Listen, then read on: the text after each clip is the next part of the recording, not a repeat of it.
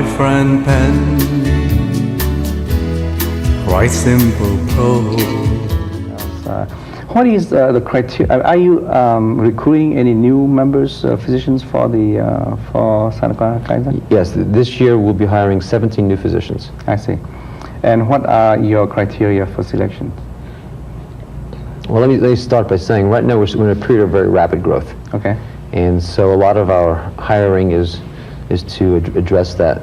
And what we're recruiting a lot of are physicians with primary care skills. Mm-hmm. Because again, what we've recognized is the need to prevent. Mm-hmm. The need to, we want to be what we would like to do is to have every member identify with a personal physician who can help develop that individual get a life care plan, who can help prevent disease and manage them along in the progression.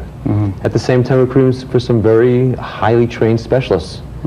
So both of those are there. I think in recruiting right now, I'll say fortunately, it's very easy to recruit high quality individuals. And that is what I've said to each of my chiefs. I said, the question that I have for you is this an individual who's in the top 10% of the United States? Because that's the quality of physicians that we need in this area to give care. Now, how do you measure top 10%? Right. They obviously have to be well trained. They need all the credentials. And then I think it comes down to them as people. How do they relate to their patients? The human qualities. The human qualities. And then, as you probably know, we monitor our physicians for a 3-year time trial. And during that, we constantly are assessing our membership to evaluate the physicians. Yeah. How did they relate to you? What kind of service did they give you? Sure. What kind of prevention did they do? That's great. And they have to be able to achieve these ends as well as having the technical competence. Now, I have this question that sometime has been raised in terms of addressing the system like Kaiser, is that some people feel that the Kaiser has a built-in kind of situation when if you reach a senior position or something, you cannot be eliminated or something. So once in a while, you have to come to the decision that a physician, for one reason or another, is not meeting the standards. How did it go about? How the peer review process going at Kaiser? I think that's a very good question.